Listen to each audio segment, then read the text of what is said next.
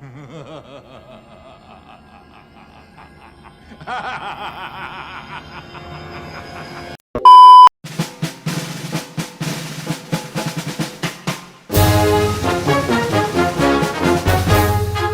today's video, you will learn how to fly the F4U and the F8F lines. Both planes are quite enjoyable to use, but very restricted in how to use them for the best outcome. Starting with the F4U, you get a great top speed, great armament, great energy retention, great payload options, air brakes, and good survivability. Bad about it is its low speed control, bad low speed turn rate, needs energy to be effective, limited WEP. The F8F line also has a great top speed, great armament, great payload options, good vertical energy retention, great flaps, and a good turn rate. Bad is the horizontal energy retention, limited WEP, and bad high alt performance. We write the year 1942 and the US is at war with Japan and Germany.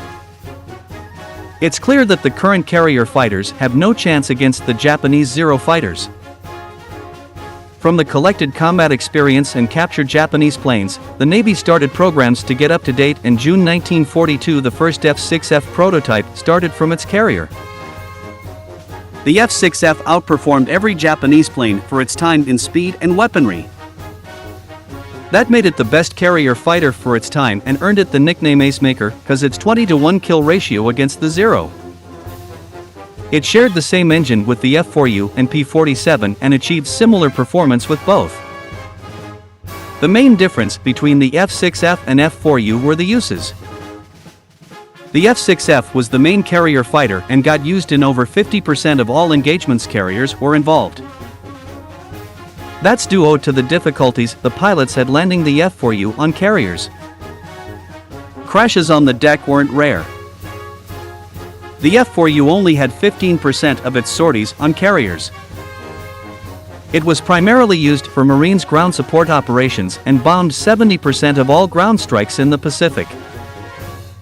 Both planes served long after WW2 and earned a legendary status till today. Starting with the F4F, you have a very weak fighter. You aren't fast or can turn good, but you have 4x 12-7mm machine guns. Besides that, there isn't a good reason to use this plane.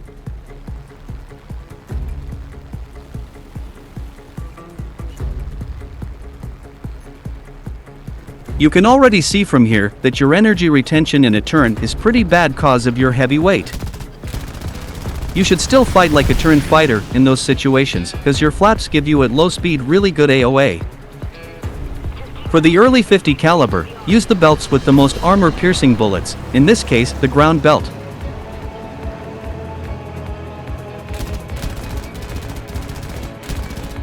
If you ever wanted to bully beginners, the F4U1 is the right plane.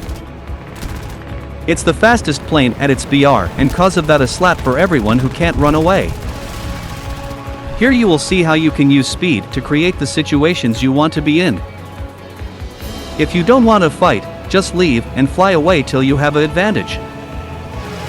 Unlike the P-51 or FW-190, you can't do anything without energy.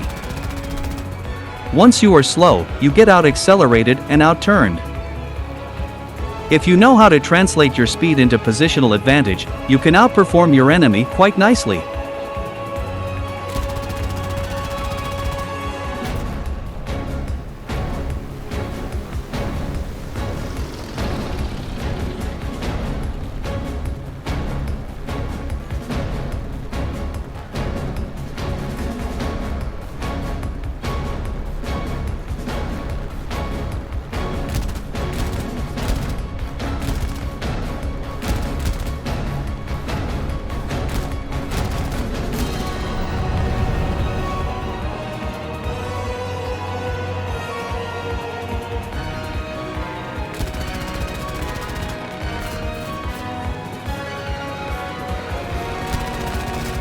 The F4U-1A and the 1D are similar. The difference is that the 1D has a better engine, making the turn time and climb rate even better. The Marine Corps version has no clippable wings and slightly better acceleration than the normal 1A, but the 1D is still better. There are 3 steps to fight your enemy in the F4U. Step 1 is to get speed. When you have speed, you have options. Step 2 is using your great energy retention to translate that into a positional advantage. At lower speeds you can also use flaps. Your flaps are very strong and let you pull very hard AOA. Step 3 is like in the Zero Guide, killing the target. Here it's a bit easier because your enemy can't run away and you have high velocity machine guns. Cause of the limited WEP, always bring the lowest amount of fuel with you.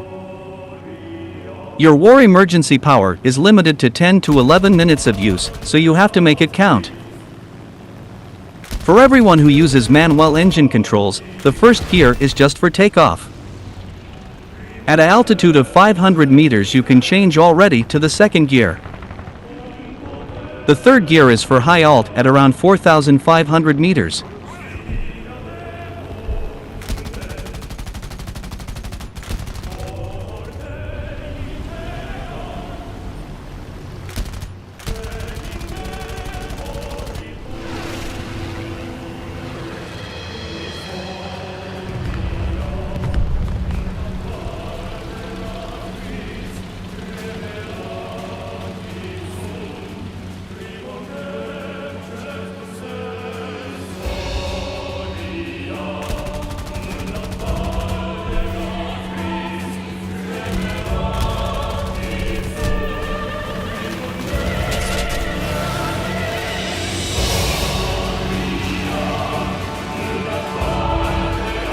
Never get slow while there is another enemy plane close to you. Always keep your speed up, even when someone is behind you.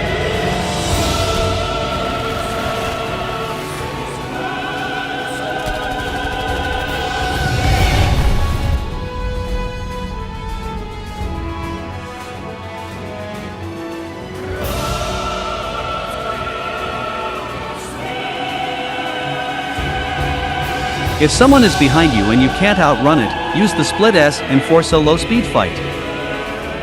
He can only go vertical or fly away. If he starts to turn fight you, you can simply fly away again.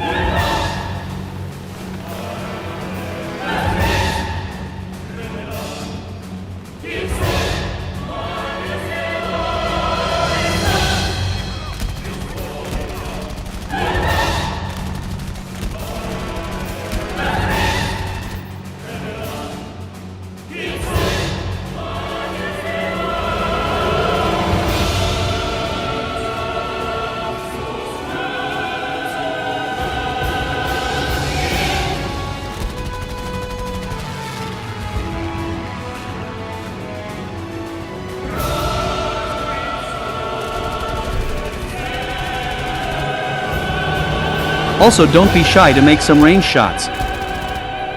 You are a heavy fighter and your weaponry is one of your strengths. Remember, every shot you want take will 100% miss every time. The F6F is very different than the F4U. For climbing, for early F4U and F6F, just make sure that your speed is above 300 km/h. The angle changes version to version cause of weight and engine. You trade energy retention for turn time. Remember, you have the same engine than the F4U and the P47. Here you really feel the weight of your plane and now you can't really use energy to get a better position.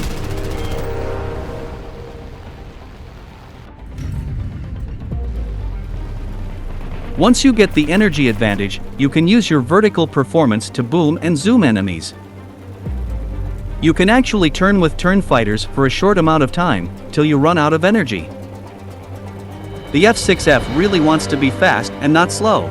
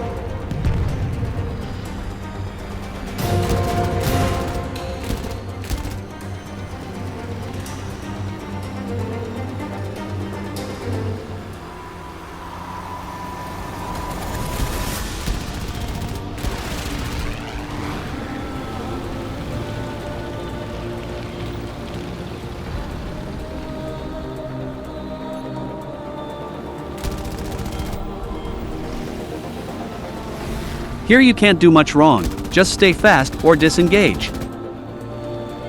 If someone wants to turn fight, you go for it, but when it goes vertical, you will fall down like a stone.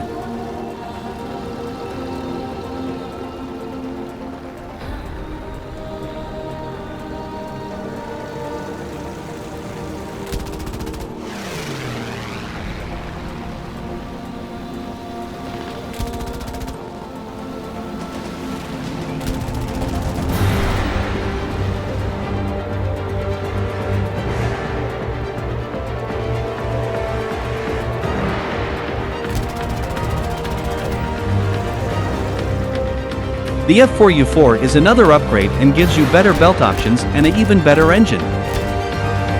The new engine gives you 200 more horsepower and improves everything from speed, energy retention, climb rate, and turn rate. As long as you have an energy advantage, there is little any enemy can do against it.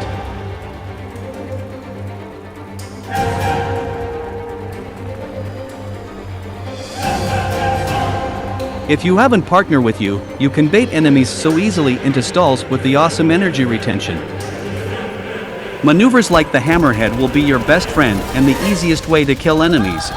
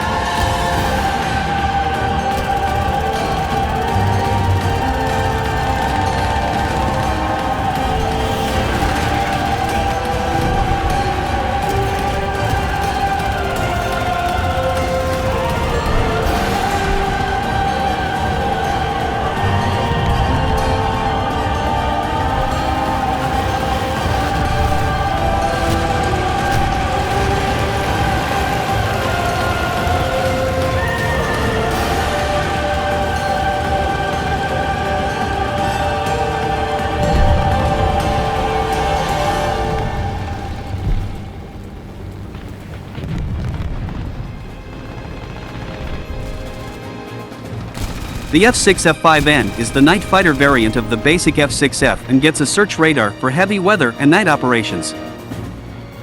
It's not very useful in RB, but great in SB. You also get access to 2x20mm cannons for 2 of your Browning machine guns. The 5N is slightly worse than the original version and should be only used in ground battles or SB. For the 20mm cannons, use the air target or stealth belt in air RB and the default, universal or ground belt for ground RB.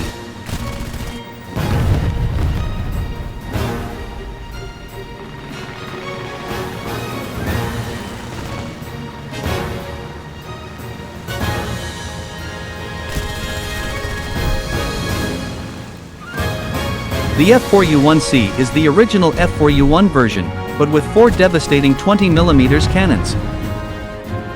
The performance isn't as good than the F4U4 at the same BR, but 4x20mm are 4x20mm. You also have 924 rounds, giving you enough firepower to kill the whole enemy team in one sortie.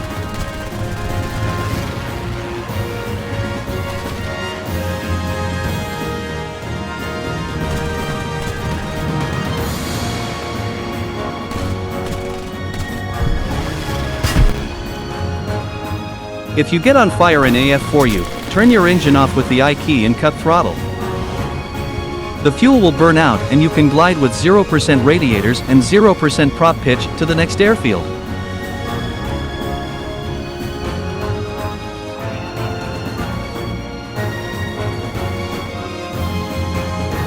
I recommend this plane for everyone with good aim and even better situational awareness, cause if you get in a bad spot where you can't outrun the enemy, you are in a really bad spot.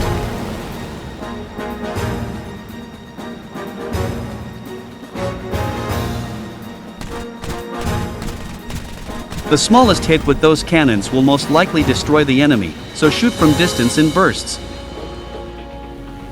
With this plane, you want to mainly hit and run, cause you can get outperformed with ease. But I have to say it's quite fun to one-tap enemies.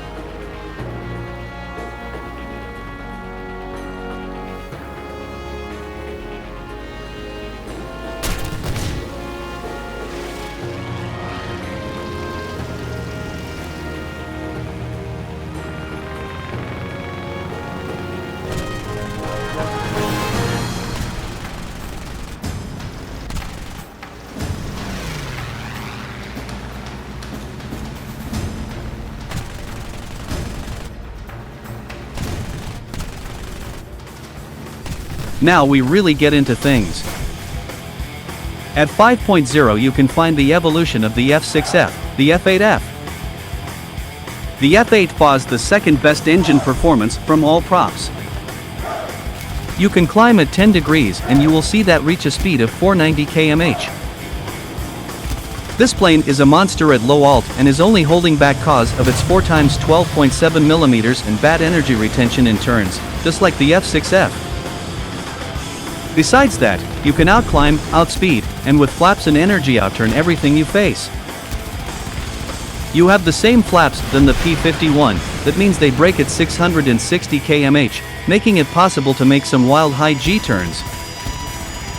This thing plays like a low BR jet, but watch out that you don't overdo it, cause you lose a lot of energy in turns. At 5.7 you find the mix of the F4U4 and the F4U1C. The F4U4B gets 700 horsepower with the new engine and 4x 20 mm cannons extra.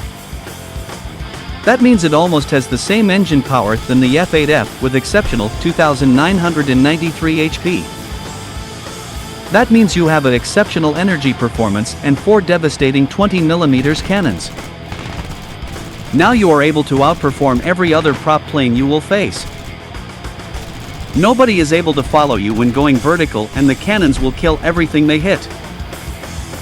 Just be aware that your turn rate is still not the best, so keep the energy maneuvers. Also every F4U has air brakes in form of its landing gear. They will brake at 700 km/h and can really be used as air brakes in a dive or dogfight.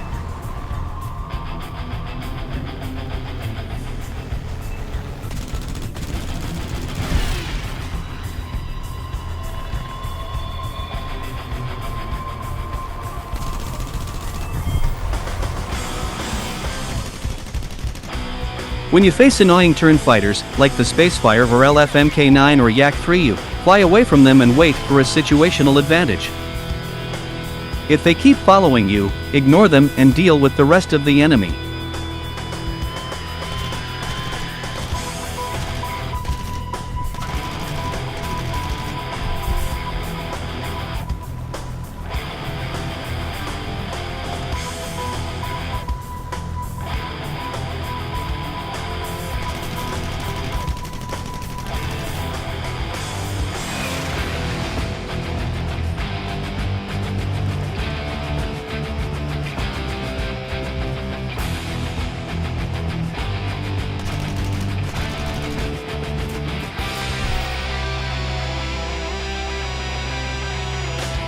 Do you remember the F8F? It also has a gun upgrade. The F8F1B exchanges the 4x 12.7 mm for 20 mm cannons. Now you have a disgusting fighter that can deal with everything really fast. The only problem here is that you are 6.3 and will face jets. With the 4x 20 mm it's not too much of a problem when you can aim with them. Against other prop fighters, it's really just disgusting. The advantage to leave whenever you want, or high G turn with your enemy is really awesome and in trained hands just beautiful.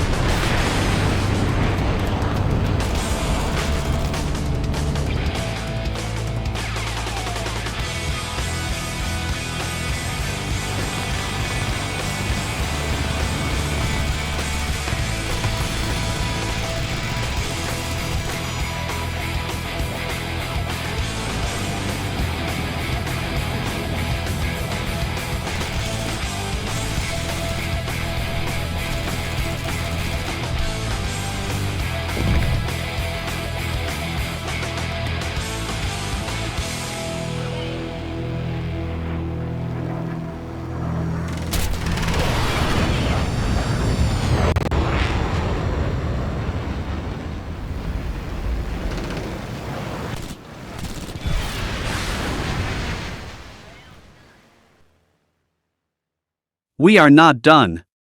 We didn't talk about the Super Corsair. The F2G is for the F4U, what the F8F was for the F6F. You think 2,993 horsepower is much? How about a 3,053 horsepower one?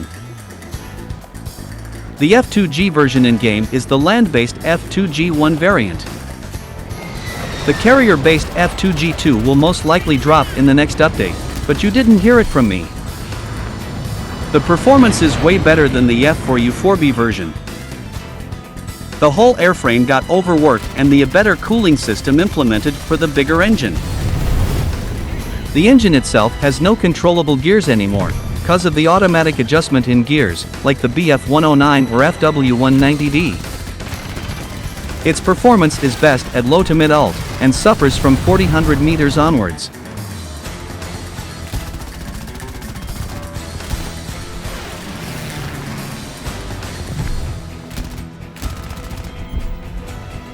The real strengths of the F4U and F8F are the ground strike options. You can carry a lot of possible combinations of rockets or dumb bombs. After you are done with that, you can just go rearm or kill the enemy planes that took off because you bombed them. Your cannons are also a great way to deal with AAs and armored cars. You can really say that ground RB is the right place for the F4U because of the low alt performance and great engine that gives you the option to carry a good payload.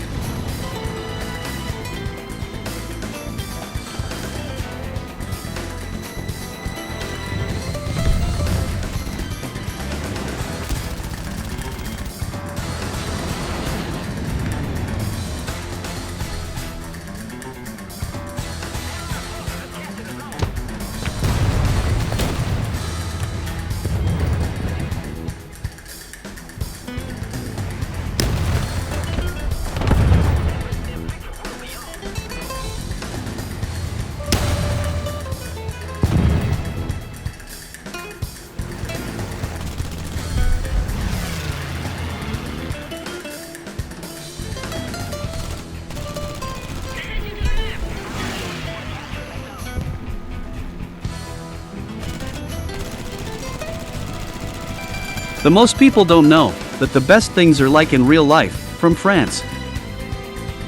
In the end of World War II, the French asked America if they could make special F4Us for ground strikes. Because they didn't want to use the AU-1 or other strike aircraft on their carrier, and so the F4U-7 got produced. It's the airframe of the F4U 4B, but way heavier, because of all the payload options you can bring into battle. Playing this plane is the easiest way to get all of your enemies toxic, so they enter AAs or fighter planes. This plane alone is better than most other strike aircraft cause after you bombed your targets, you can just play as normal, heavier F4U 4B. Just watch out cause the weight makes it really hard to turn, so pull up earlier to don't kiss the ground.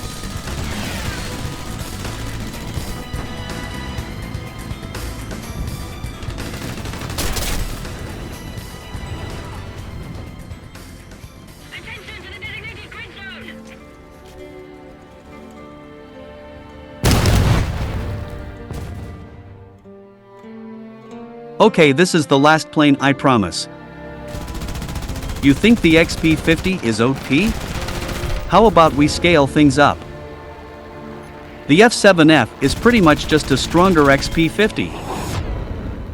With its 4x 12.7mm and another 4x 20mm cannons in its nose, it's the most dangerous prop plane you can face in a head-on-in-air RB1 hit from it and you are pretty much dead.